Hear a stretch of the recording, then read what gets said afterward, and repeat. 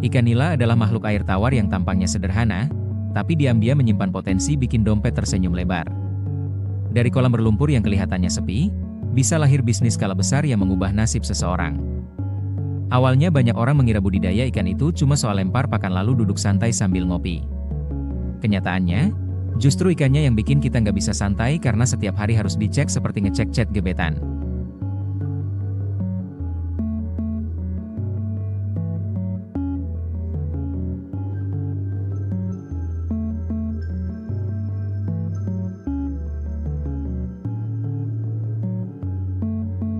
Budidaya nila skala besar dimulai dari memilih induk unggul, bukan yang tampangnya galak tapi malas makan.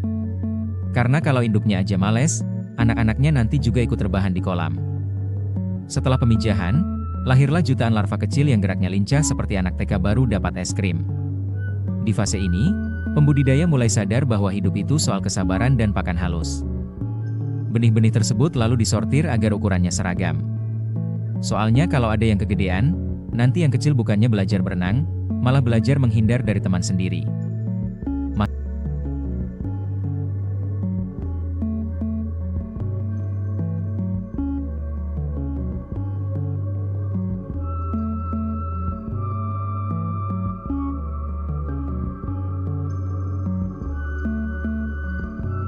Masuk ke kolam pembesaran, jutaan nila mulai hidup bareng seperti warga kompleks perumahan. Bedanya, mereka nggak pernah ribut soal parkir, tapi ribut soal pakan. Teknologi modern pun turun tangan dengan aerator, sensor air, dan mesin pakan otomatis. Rasanya seperti punya kolam canggih, meskipun pemiliknya masih pakai sandal jepit. Setiap hari, kualitas air dicek dengan serius, karena sedikit saja amonia naik, ikan bisa mogok makan. Ikan nila memang nggak bisa protes pakai kata-kata, tapi mogok makannya itu sudah seperti demo besar-besaran. Pakan diberikan sesuai jadwal, bukan sesuai mood pemilik.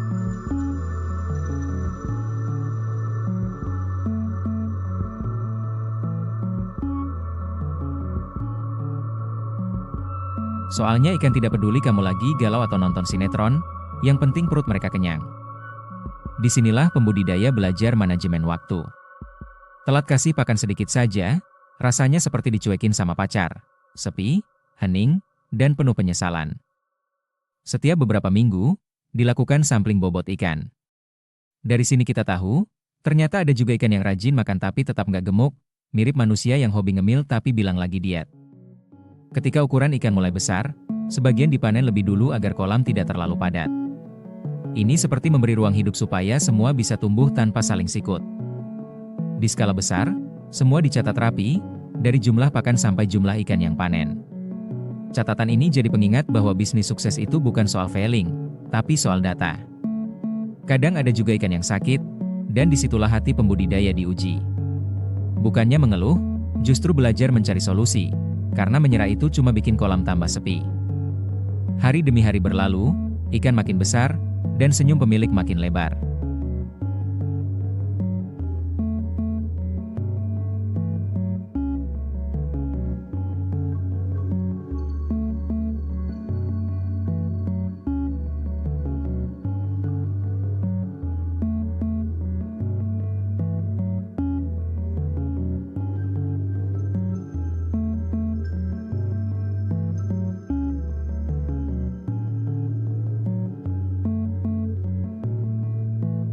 Setiap melihat ikan berenang sehat, rasanya seperti melihat tabungan yang mulai menebal. Saat panen besar tiba, kolam berubah jadi lautan perak bergerak. Capek sih, tapi capek yang bikin bahagia, bukan capek mikirin cicilan. Ikan-ikan hasil panen disortir, ditimbang, dan dikemas dengan rapi. Dari kolam yang dulu cuma penuh air, sekarang lahir ribuan kilogram harapan. Ketika hasil panen dijual, barulah terasa bahwa semua keringat itu nggak sia-sia.